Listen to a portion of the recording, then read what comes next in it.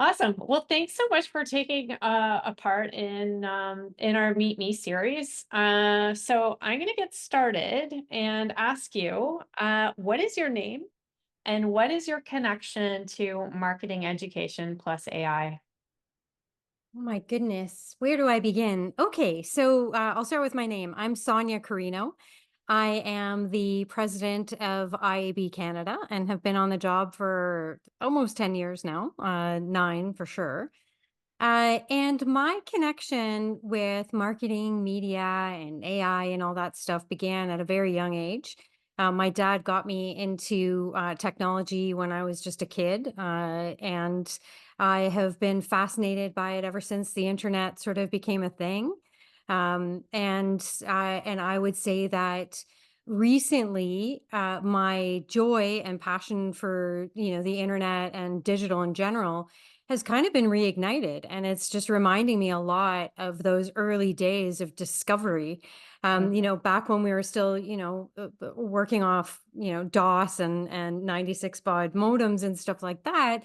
There was such magic there, and now it feels like there's magic again when you're dealing with some of these, prompt based tools. It feels like, you're asking an oracle. And that's what the whole point of the internet was when it first came out, too. It was like, oh, this is collective intelligence that we now get to tap into. And now it's just that much more magic because it's just so much more, global and has so much more sophistication. So that's my connection. Yeah, that's a great answer. I mean, there's definitely that, these different milestones. And I mean, I started my career in 1999 and I can still remember like all the different milestones of, the internet and how it really started to change marketing and it went into more digital. But now it's AI. And I mean, that's partly why Stephen and I started this community was just to get everyone together and start talking about it and learning together. So yeah, that's great. So one question I did want to ask is, how are you using AI today in your professional life? Or what kinds of ways are you using it? That's always something we like to ask people because a lot of times I hear feedback that people don't are like, oh, I understand all these, all these new things that are happening with AI and this new thing and that new thing, but how can I use it practically every day in my work? So just Yeah. curious to see how you use it. Yeah, so I mean, again, having been on a practitioner in the media industry for such a long time, AI has always been baked into well, at least, since search really came to play, AI has played an important role in digital media planning and buying. The only difference is that it's been largely behind the scenes, right? So a lot of the complex calculations and the quality scoring and all those kinds of concepts have been happening behind the scenes, but they've actually really contributed to the rapid evolving digital landscape. Right. So it's one of the reasons why digital has become so effective and why expenditure has just skyrocketed since the early 2000s. And so today, because of generative AI, we're seeing this obviously being enhanced. We're now seeing it being used for dynamic creative insertion and for content development, copywriting, as well as all sorts of other things that have been very difficult to solve as an industry. Streamlining reporting, baseline plan generation, Right. things that have been, it's largely being used to drive efficiencies. So when you ask how I use it professionally, the truth is that I need to understand it inside and out and upside down and backwards for our members so that we can better understand how to better serve our community. And that means that we need to understand it from the perspective of what kinds of workflow impact is this going to have? What kinds of new jobs is this going to create? What kinds of new skill sets are going to be required so that we can go upstream and help post-secondary educators, as well as the industry, to better equip themselves for what's about to come. Right. And for us professionally, what we use it for is obviously, there's a huge learning curve for a lot of new entrants into the digital media space. And so we've been toying around with different bots that would help with the, baseline educational content. There's a lot going on right now in our industry, Mhm. and people need, really fulsome and easy to understand content around what to do. Right. So as an example, people are trying to understand what's happening with the deprecation of cookies. Right. And so it's one thing to go into a search engine and get sort of a binary or a linear response to it, to sort of say, here's a bunch of different links or different content that you can explore. It may or may not be useful based on some of the taxonomy that you used in your original search. Whereas now you're getting these fully baked sort of conversational, fulsome discussions that are actually useful, and you can actually comprehend them with one fairly well orchestrated prompt. So what we're doing is we are globally, the IAB community, we're training engines to be able to take in all of the outputs that we've created as an association globally, with standards and with new evolving laws and all that sort of stuff, to create this sort of, massive information center for our members and for anyone who's trying to get into the industry. So Interesting. lots of use. Okay. Wow. So are you creating courses right now, or are you Well, how we've always trained. We've always yeah, we've always had digital media courses. As okay. you can imagine, and I'm looking at Steve's box right now because I know that this is where he's really quite interested. What we've had to do, as you can imagine, is we've had to revamp all of our course material. Right. So, media planning 101 is not what it used to be. And I mean, that's true year over year. But now you're starting to see that there's going to be fundamental changes to, I mean, even the individuals that are going to be touching media planning. Right. Right. This is now becoming so much more accessible that you can almost see, creative agencies being able to now participate in media planning in a very turnkey kind of way Right. as a result of some of these different portals that are now being afforded through AI, right? So that means that, the way that we talk about media planning is going to have to calibrate to the various end users of these tools now, that are trying to get into the industry. So there's just a lot to think about, right? And Yeah. we've got some outputs. Like, we started with search because we thought search would be really interesting. Yeah. I personally love search so much that I wanted to understand how AI was going to impact search media. And we put out a pretty solid paper that talks about how we need to think about this now in terms of, like, being a practitioner. So lots.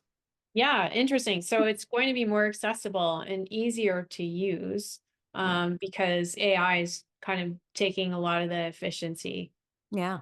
right? Okay, that's interesting. Are you looking at different platforms and evaluating different advertising platforms, or Well, we're keeping an eye on a few of them. We're highly interested in what's going on at Google. right, When you look at their Gemini platform, and how this is going to, because when you think about it, Google plays such an instrumental role in the way the ecosystem works in general, right, that the bar, one could say, is being set by a lot of Google's activities. So, first you have the privacy sandbox, but now this progression into an AI planning tool that is going to be, taking away a lot of the heavy lifting that media planners once had to do. Right. They've already increased efficiencies since, for the past 10 years, the past decade. They've done away with so much manual work that used to be involved in putting together strategies. Every year they've made it more efficient, and now it's just becoming like an ATM, oh yeah, right? for sure. Like, Yeah, no, it's I've so noticed. easy. Yeah, I've noticed that in the last couple of weeks, especially, they're rolling out a lot of AI. Yeah, Um, it's and Wizard of Ozzy, right? Like, it's kind of becoming like this there's, you're like Dorothy, you walk up to the machine and you just sort of say, I want to advertise these red shoes. And then boom, there's the output comes out and you've got a media plan, you got the road, you got the characters, you got the creative, you got everything. And so on the one hand, it's really exciting because it's so accessible, and it means that there's going to be an influx in investment, Right. especially those small to medium sized businesses who didn't really have access to those kinds of services, those planning services.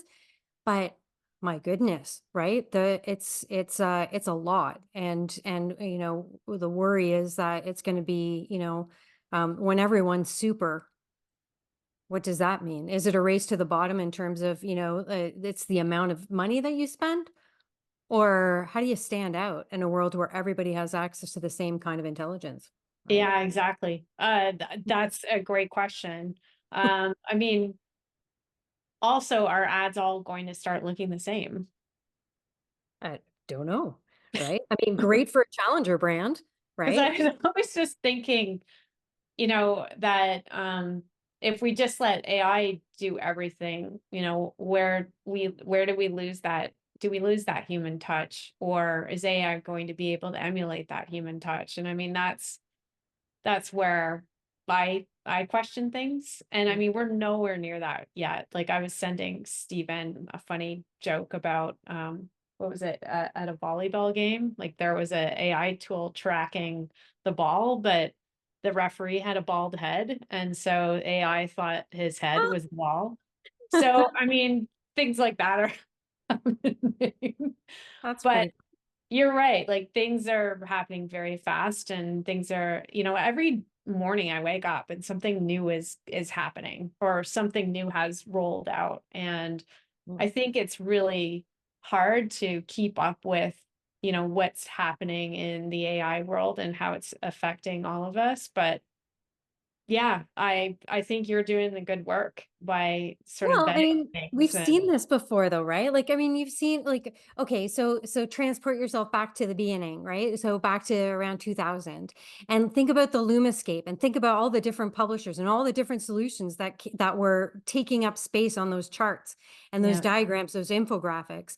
And look at the incredible amount of fissures and sort of, earthquakes that have happened that have, created consolidations that have, created changes in the landscape. And that's what we're seeing now. We're already seeing startups that are outdated by the end of the week because of new solutions coming out. Right. yeah, And so that's really interesting to watch, right? Because you become obsolete because the technology is moving so quickly. And yet you have these early adopters that think, oh, this is it, this is like it, this is so cool. Nobody's doing it yet. But at the end of the day, the types of startup thinking or the types of concepts that need to be had right now need to, like, it's a multi-level chessboard. You have to think way in advance in terms of, what is going to be your secret sauce that isn't going to be accessible by every individual on the planet, right? yeah, And it can't just be about dollars. It can't just be about a subscription. It has to be about something that is unique. That's really hard right now. That's yes. very hard. And it's fascinating though, right? Because it means that a new level of creativity is about to dawn on the digital age, which is really cool. It is cool. It's a good time to be alive, gotta tell you, like, Totally. it's pretty interesting. For So, switching gears a little bit, how sure. do you use AI right now in your personal life? Did you use it when you were in Madrid to help you around? Like, any sort of ways that Yeah. you use it? Yeah, I mean, I'm a closet creative. Like I'm a very creative person, and Nice. I like to use it for inspiration. So I do resin art, and I like to do other forms of art, like work with other mediums. And the way that I enjoy using AI right now is certainly image based, right? So I like to get inspiration on different themes. So if you can imagine, like if I want to have a theme of the solar system or something like that. I like to use it for visual aid like that. I'm also a really keen writer. I love writing. But I draw the line there. I don't use AI like actually as a rule for myself, from for my own sort of value system, I don't use AI to produce my content. And I feel like I'm going to be a holdout there Okay. because I really believe that that's a slippery slope, Mhm. and it's a gateway to being super lazy and super complacent about Right. what you're putting out there. Right. So I believe in authenticity and communication, definitely. And that's not to say that people who use AI are not authentic. That's not the point. But for me personally, I feel like I draw the line at the written word. I want people to know that what I'm writing is from me to you, or from me to said audience. Images though, oh, like it doesn't matter. To me, it's a lot of fun, right? Like I'll create an AI headshot. I don't care, right? Right. That to me is fun. And I think it's like, think about Snapchat and how like the endless amount of fun that you could have with filters and stuff, right? Another thing that I can't wait to use in terms of like AI is I don't know whether you've tried Meta glasses. Love Meta glasses, right? Love them. But Yeah, I haven't tried them yet. okay, so Meta glasses, these are Meta glasses, right? So they're awesome. They're amazing, but right now they're limited to only being able to either take a photo, Mhm. shoot a video, or listen to music, right? Okay. But what I want to use them for is I want to look at a flower and I want it to tell me what I'm looking at. Right. I want to be wearing them in any city or in any place on the planet and be able to say, "Hey, can you walk me to the Eaton Center?" Yeah. Right? Or can you Directions would be get me great. to, right? And just sort of hands-free, you know, talk to me like, when do I turn left? When do I cross the street? That type of thing. Like, or what time does such and such close? You can do certain things like that. But the problem with it right now is the fact that we're caught up in regulatory red tape, right? And so I feel like a lot of the things that I want to use AI for are still not available, Mhm. right? But I'm waiting. Just like I Oh, was yeah. waiting I was waiting for CompuServe to change into the world used to be flat when it was CompuServe and AOL, right? This was your weather, this was your news, right? And Yeah. that's it. And these are your sports scores. What? You live in Canada? Sorry, we don't have that, right? Like Yeah. so it's like that's it. That was it. So that's kind of how I feel right now with AI. But I'm so excited about the day that it's like the tap turns on because people realize the value outweighs, right, some of the issues that we have right now around consent and that sort of thing. So we need to get around some of the regulatory stuff, which is coming. Do you feel like people that are setting sort of the regulatory, do you like, especially with governments and stuff, do you feel like they have a good handle on AI? Do you think that they're doing a good job in vetting it? Um, well, I mean, look around, right? Like, would you are you equipped to write a regulation around AI? Probably not. Do you know more about AI than the regulators? Probably, right? Here's the reality, right? Like, and I don't mean that to be disparaging, not to anyone, right? It's a new thing. And I don't envy the regulators because they have to do something, Yeah. right? So it's important to lay down some groundwork, right? And I think they've done that now with ADA, right? So C27, it's in the House. They're actually I was just talking to Jill, our policy lead in at IEB Canada, and hot off the press, they're going through it clause by clause right now in Parliament. And so we're looking at getting a law passed that covers AI in the coming, months, if not weeks. And so that, our hope is that we have enough flexibility that we can innovate and that we can continue to have Canada on the global stage as being a leader in AI, Right. um, while still protecting obviously human rights and privacy. So I think that I think we need regulation. I think we need guardrails, but I don't like there's certain things that are, a little bit complex, right? Like so when you think about one set of AI regulations needs to then cover, healthcare. needs to cover automotive, needs to cover, right? There's a lot of noise right now around automotive, like, like self-driving cars and all that sort of stuff, right? Like, so like there's a lot that one set of regulations needs to consider sector by sector. Right. Our belief is that sector by sector, you need to have guidance that is specific to that sector, right? Okay. Like the fallout or the negative effect of AI in online advertising is not the same as negative fallout in AI for healthcare Hmm. or for elections fraud Sure. or for that type of thing or misinformation and that sort of thing. So I think that the regulators would be well served to look at this sector by sector and create some nuanced, yeah, some nuanced regulation alongside the industries that are affected. Right. Yeah. Okay. Great Yeah. answer. Thank you. All right. That's a good segue into what do you fear most about the changes that AI will bring? Whew. Well, I I mean, don't- I'm not sure that I fear, like, I don't fear for the end of the world, Okay. right? That's Like good. I'm not gonna do that. Because I'm sure other things would have gotten us before AI, right? Like, but I'm concerned about some things that are, I don't know, maybe I'm like being a romantic, right? Like, so I feel like, I feel like the simplification of AI is going to turn people away from studying STEM. Right.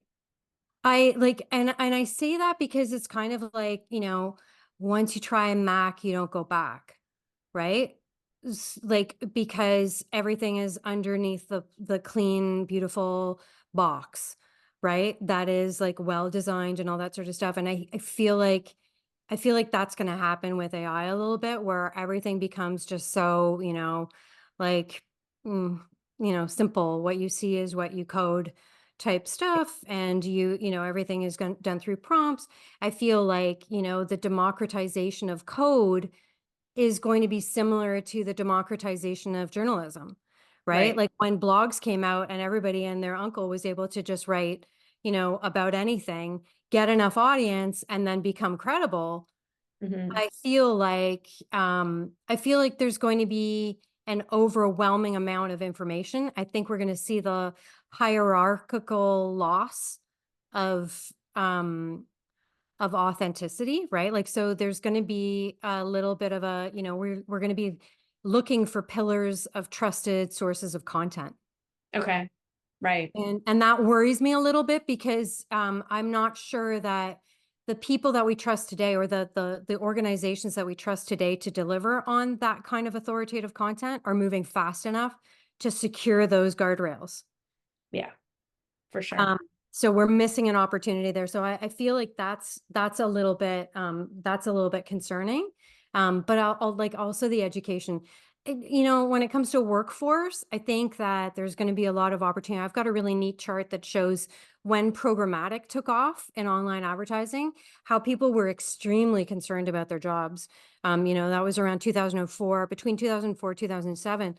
And I have a trajectory of amount of expenditure into programmatic and a corresponding curve with the amount of jobs, Right. which is really comforting to a lot of people, right? Don't know if it's going to be the same for AI. Hope that it is, but I believe that AI is going to, going to open a lot of opportunity for us, as well as, eliminate obviously jobs, right? Oh yeah. It's just I think people get a little bit unnerved because there's a fear of the unknown, right? Because we don't know what that change is going to be. We know there's going to be that change and everyone's jobs are going to look different, but no Yeah. one knows what that difference is going to look like. And it causes people to feel uneasy. I think that's just a normal human thing. Agree. And I think that, it's going to usher in, a certain level of meritocracy that, maybe people are going to be a little bit worried about, right? Right. Hmm. There's, a lot of people in a lot of industries are hiding, right, behind bureaucracy. And that's not really going to be a thing anymore. No, no, absolutely not. Yeah. Mhm. All right. Next question. Uh, what do you hope AI can improve our lives in the near future? You've kind of already talked about this with, Those yeah, glasses help me with like, enhance my enhance my experience across every digital touch point and make it better, just generally make my life better. yeah. Oh, I love it. Awesome. Okay, last question. It's a very important one. What Okay. is, in your eyes, the best sandwich? I mean, well, that's easy. Okay, so it's not everyone's cup of tea, but just hear me out. Okay, so it's called a tostada and Oh, it's Spanish. Okay, so imagine it's a baguette that is toasted and then it's got crushed tomato, fresh crushed tomato, yeah. right? That you put in a blender, and then salt and pepper and the highest quality olive oil drizzled on top. Mm. So simple. So simple, and it's so complex and so beautiful. It's the best sandwich, tostada. You should try it. It's a breakfast staple in Spain. Okay, that's good to know. Yeah, that seems easy enough to make. It is. It's It's really so easy. You just need a little hand blender, a little tomato, like, tomato a day. It's good for you. totally awesome. Well, thank you so much, Sonia. That was amazing. I Well, thank really you. appreciate you taking the time to talk to us. And Sonia, thanks for stopping by and joining our new community. Where Liz and I are so thrilled to have launched it, Well, and we'll invite you congratulations. back on a panel. I want to set up some panels on media, and you would be a wonderful addition. Well, that's fabulous. And I want to congratulate you both very much for starting the vibrant community. I think it's great. And thank you all for joining and for listening this afternoon. thank you. Wonderful. Okay, Bye talk to you bye. later. Thank you. Bye. Bye.